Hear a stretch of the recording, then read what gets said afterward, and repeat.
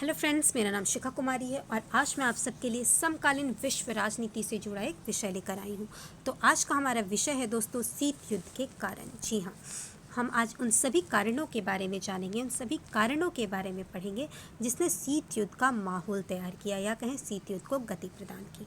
तो दोस्तों शीत युद्ध के एक नहीं अनेक कारण हैं जिन्हें 3 भागों में विभाजित करके जाना जा सकता है, पढ़ा जा सकता है। पहला है सामान्य कारण, दूसरा है अमेरिका के विरुद्ध सोवियत संघ की शिकायतें और तीसरा है सोवियत संघ के विरुद्ध अमेरिका की शिकायतें। जी हाँ, इसका विस्तृत वर्णन हम एक एक करके करेंगे। तो पहला है सामान्य कारण में परस्पर विरोधी विचारधाराएं। जी हाँ, शीत युद्ध जो था वह दो विचारधाराओं के बीच का संघर्ष था। तो द्वितीय महायुद्ध के पश्चात सोवियत संघ व पश्चिमी शक्तियों के बीच वैचारिक मतभेद उत्पन्न हो जाता है। वैचारिक मतभेद यानी कि विचारों में भिन्नता होने के कारण एक संघर्ष पैदा हो जाता है। एक ओर जहां पूंजीवादी विचारधारा सोवियत साम्यवाद को स्वतंत्रता व विश्व शांति के लिए शत्रु बताते हुए रूसी जो प्रभाव था उसके विस्तार को रोकने का प्रयास करने लगती है, साथ ही हंगरी जैसे पूर्वी यूरोपीय देशों में राष्ट्रीय विद्रोह के आधार पर रूस को साम्राज्यवादी शक्ति घोषित करती है, वहीं की संज्ञा देती है। वहीं दूसरी ओर सोवियत संघ अमेरिका तथा पश्चिम यूरोपीय राष्ट्रों को उपनिवेशवादी तथा उनका समर्थक घोषित करते हुए साम्यवाद को एशिया अफ्रीका जैसे विकासशील देशों की गरीब जनता की भलाई के लिए रामबाण औषधि के रूप में प्रस्तुत करता है। दूसरा कारण था परस्पर भय तथा अविश्वास। जी हाँ, उनके टकराव के वजह से जो भय, उनके बीच जो अविश्वास पैदा हो रहा था 1945 ईस्वी से 1947 तक के कार्यकाल के बीच सोवियत संघ और पश्चिमी शक्तियां जो थी एक दूसरे की कट्टर आलोचक बन गई।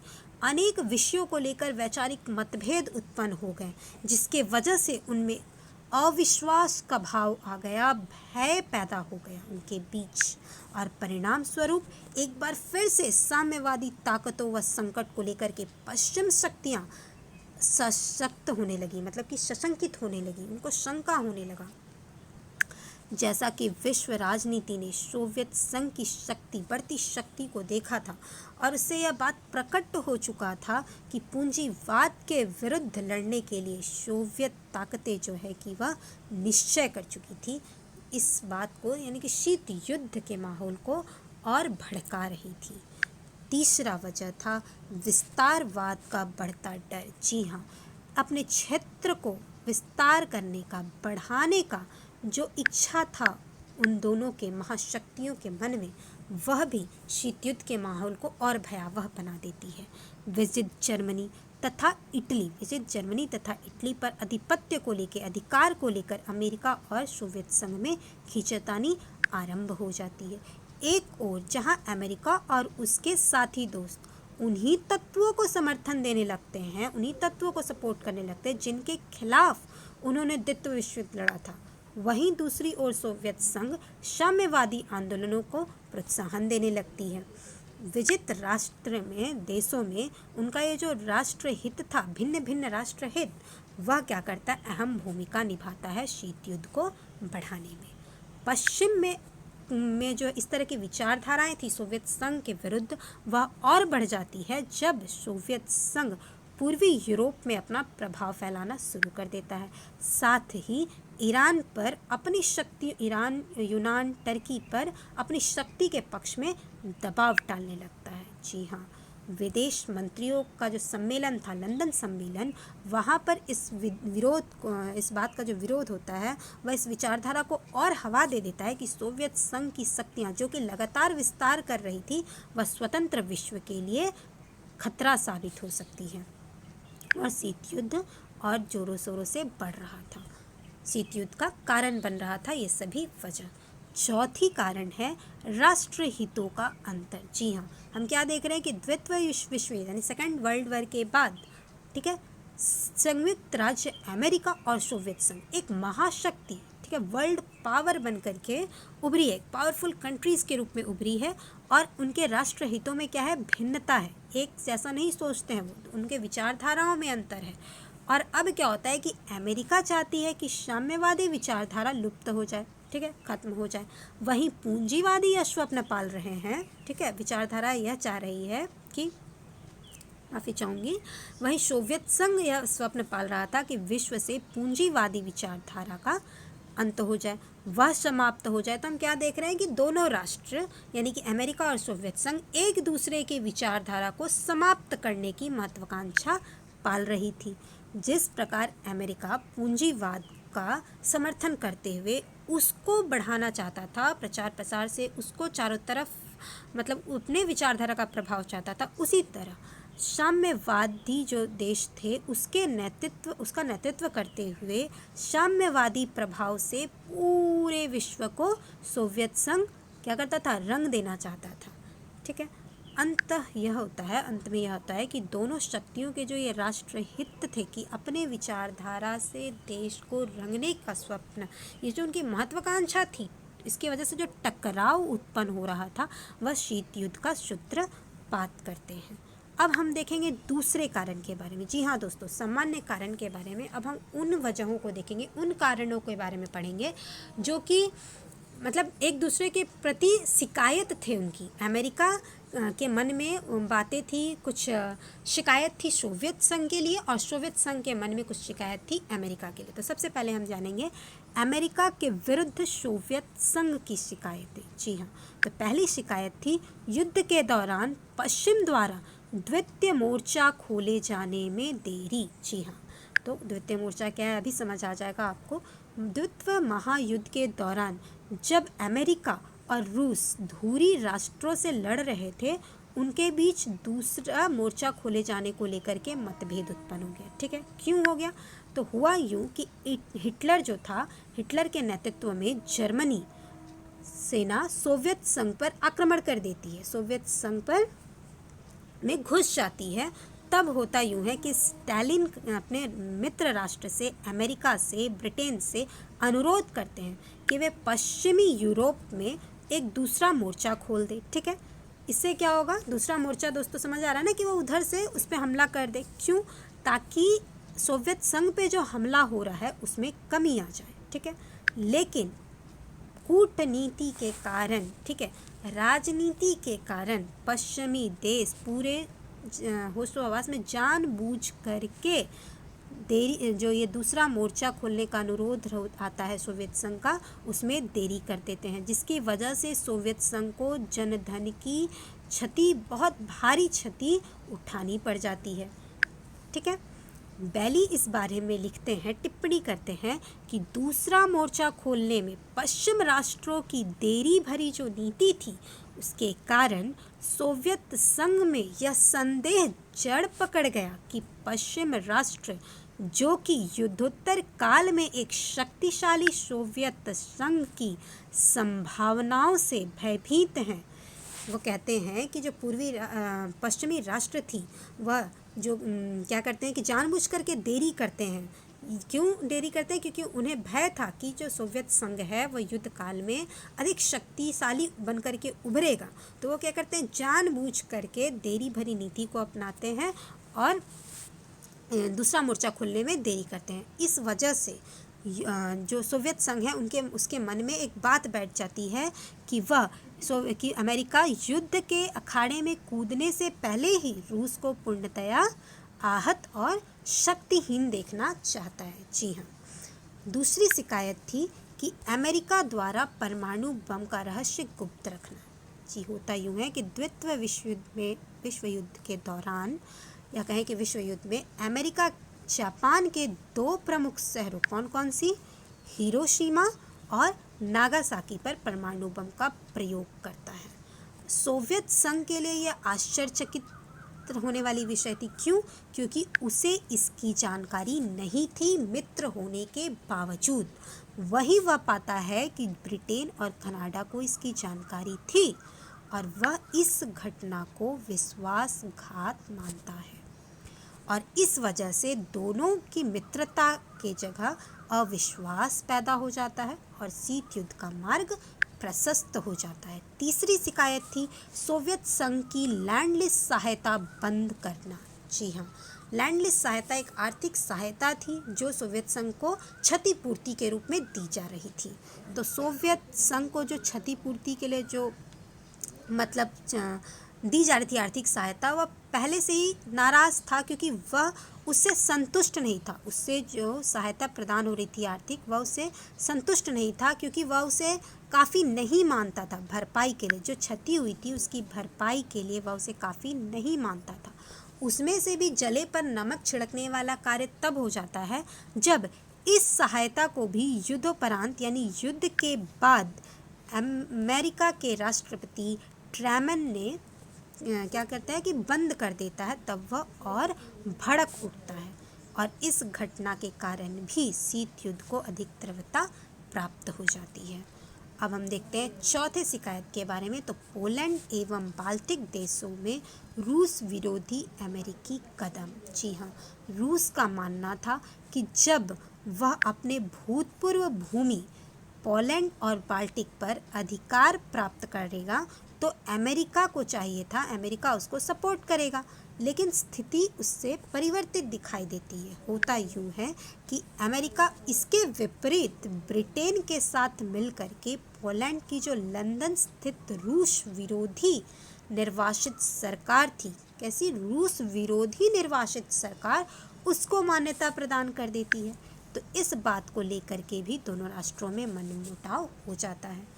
इसके अतिरिक्त 1939 में जब सोवियत संघ ने लेनिनग्राद की सुरक्षा के लिए फिनलैंड से भूमि का एक छोटा सा टुकड़ा प्राप्त करना चाहा, तो अमेरिका, ब्रिटेन तथा फ्रांस जैसे जो पश्चिमी देश थे वह ऐसे कदम उठाते हैं जो कि युद्ध भड़का सकते थे।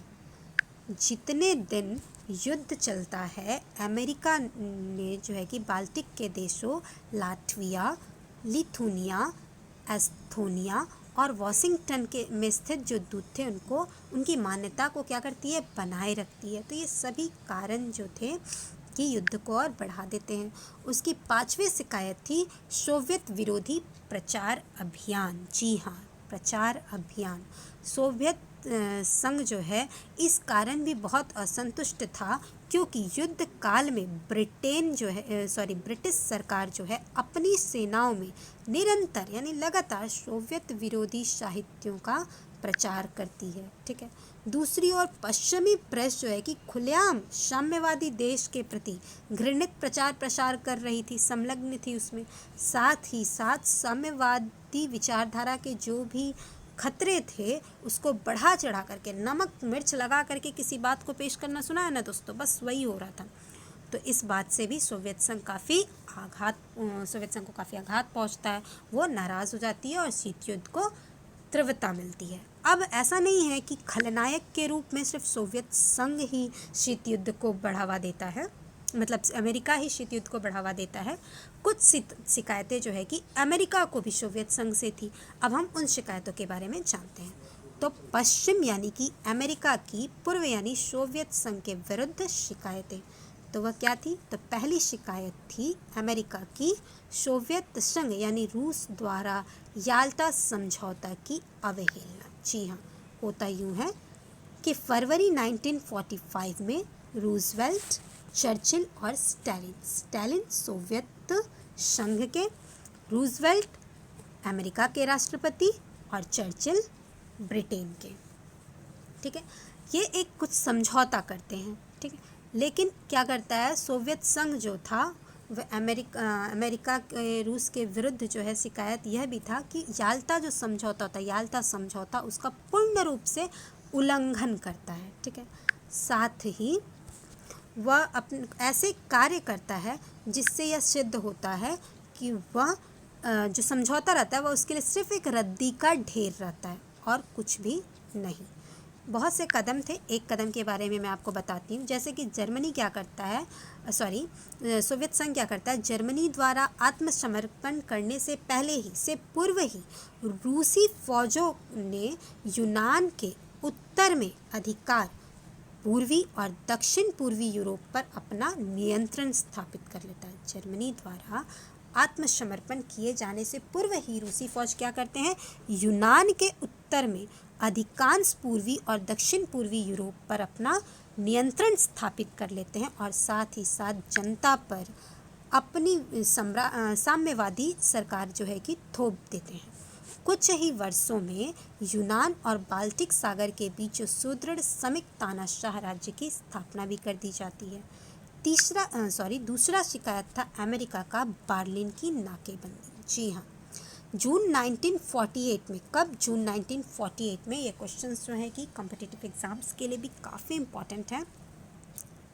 लंदन प्रोटोकॉल का अतिक्रमण करते हुए रूस क्या करता है कि बार्लिन एवं पश्चिम जर्मनी के मध्य जो भी मार्ग थे ना, यातायात के जो साधन थे, रेल, सड़क, ठीक है, उन सबको क्या करता है, बंद कर देता है। ठीक है, बंद कर दिया जाता है और यह भी एक तरफ से आग को भड़काता है, शीत युद्ध के माहौल को और बिगाड़ता है। इतना ही नहीं, सोवियत संघ हजारों जो जर्मन युद्धबंदी थे, जो नागरिक थे, उनको देश लौटने से मना कर देता है।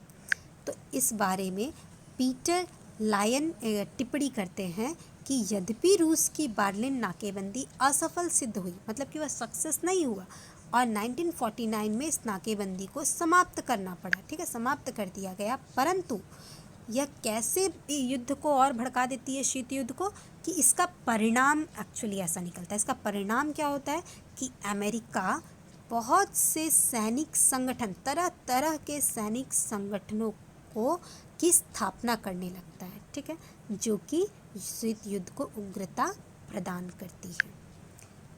तीसरा शिकायत यह था कि रूस द्वारा जर्मनी पर बोझ लादना। जी हाँ, सोवियत रूस ने जर्मनी समझौते की ओर से अनेक गंभीर उल्लंघन करता है। जर्मनी जो समझौता हुआ था उसका उल्लंघन करता है। वो कैसे?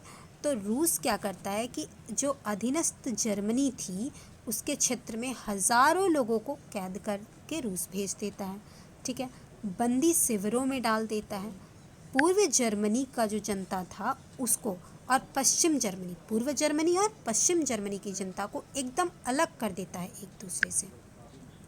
अप्रैल 1946 में जर्मन समाजवादी दल को भी बलपूर्वक बिना उनके परमिशन के साम्यवादी दल में मिला लिया जाता है। तो ये सारे बात जो हैं कि भड़का रहे हैं शीत युद्ध को। ठीक है, जर्मनी को एक पृथक इकाई, ठीक है, एक पृथक आर्थिक इकाई के रूप में माने जाना संबंधी व्यवस्था थी, लेकिन इसको भी ठुकराते हुए, इस बात को ठुकराते हुए रूस यह स्पष्ट कर देता है कि प्रत्येक क्षेत्र अपना व्यापार स्वयं करेगा। तो हर जगह वह अपनी नीतियों को थोपता है। और चौथा जो शिकायत था अमेरिका का सोवियत संघ के विरुद्ध, वह यह था कि सोवियत संघ द्वारा जर्मनी पर बोझ लादना। जी हाँ, होता यूँ है कि द्वितीय विश्व युद्ध के दौरान जर्मनी के कारण सोवियत संघ को अपार नुकसान होता है। इसलिए माल्टा सम्मेलन में स्टालिन जो है कि क्या करता है, क्षतिपूर्ति के लिए 20 अरब डॉलर का मांग करता है, 20 अरब डॉलर का। अमेरिका जो है कि इस बात को आगे बढ़ाने के लिए, मतलब इस बात के वार्ता के लिए स्वीकार कर लेती है। वार्ता दोस्तों, वह इसके इस मांग को नहीं स्वीकार करती है, वह इस बात को वार्ता यानी वाद विवाद के लिए स्वीकार कर लेती है। लेकिन स्टालिन जो थे वह यह मान लेते हैं कि उनके मांगों को स्वीकार कर लिया गया है और वह युद्ध के पश्चात क्षतिपूर्ति के रूप में जर्मनी के उद्योगों को खंडित विखंडित कर देता है।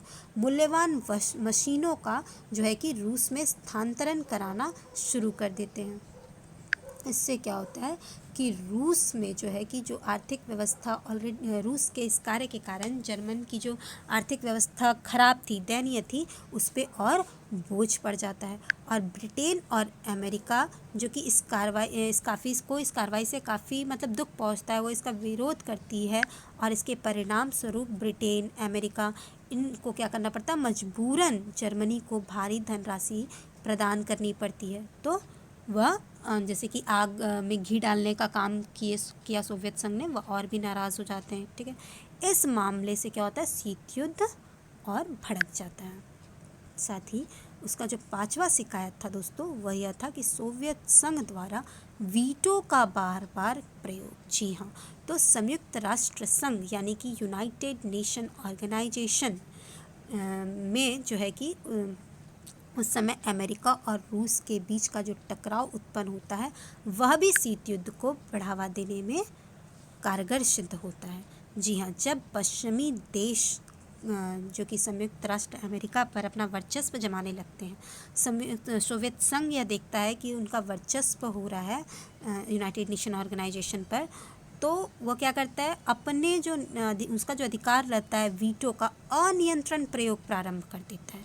वह बार बार इस शक्तियों का अनियंत्रण प्रयोग करके जो भी पश्चिमी शक्तियाँ थी लगभग उनके हर प्रस्ताव को निरस्त करने का नीति अपना लेता है। मतलब वो अपने वीटो पावर का उपयोग अनियंत्रित ढंग से करने लगता है।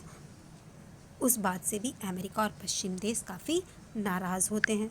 और जो छठा शिकायत थी वह थी रूसी सेनाओं का ईरान से ना हटाया जाना। ठीक है दोस्तों, जी हाँ, होता यूँ है कि युद्ध के दौरान, द्वितीय महायुद्ध के दौरान सोवियत संघ ईरान के उत्तरी भाग पर, कहाँ, ईरान के उत्तरी भाग पर अमेरिका तथा ब्रिटेन की सहमति से कब्जा कर लेता है। ठीक है, मतलब होता यह सहमति से है, पर युद्ध के पश्चात जब एंग्लो अमेरिका अपनी सेनाएं को ईरान से हटा लेती है तो सोवियत संघ से भी यही उम्मीद की जाती है, पर वह ऐसा करने से मना कर देता है। वह अपनी सेना को नहीं हटाती है और सेनाएं वहीं ठहरी रहती है। इस कारण जो है कि पूर्व व पश्चिम खेमे में अविश्वास जन्म ले लेता है। हालांकि कुछ समय बाद अंतर्राष्ट्रीय जनमत के दबाव के कारण रूस को अपनी सेनाएं हटानी पड़ती है, परंतु वह अपने इच्छा से यह कार्य नहीं करती है। टर्की पर रूसी दबाव। जी हाँ, महायुद्ध की समाप्ति के पश्चात सोवियत रूस क्या करता है, तुर्की पर बॉस्फोरस तथा कुछ अन्य स्थानों पर सैनिक अड्डा बनाने लगता है। ठीक है, एक मतलब अब सैनिक अड्डा बन रहा है तो ऑब्वियसली है कि जो भी विरोधी राष्ट्र हैं वो उसका विरोध करेंगे। तो अमेरिका व उसके सहयोगी राष्ट्र इस बात को किसी भी तरह से मानने को स्वीकार नहीं करते हैं। कोई भी विरोधी राष्ट्र सैनिक अड्डा को स्वीकार नहीं करना चाहता है। तो रूस और जो थे रूस को जो है कि पश्चिम राष्ट्र द्वारा चेतावनी दी जाती है कि तुर्की पर किसी भी प्रकार का दबाव या आक्रमण सहन नहीं किया जाएगा।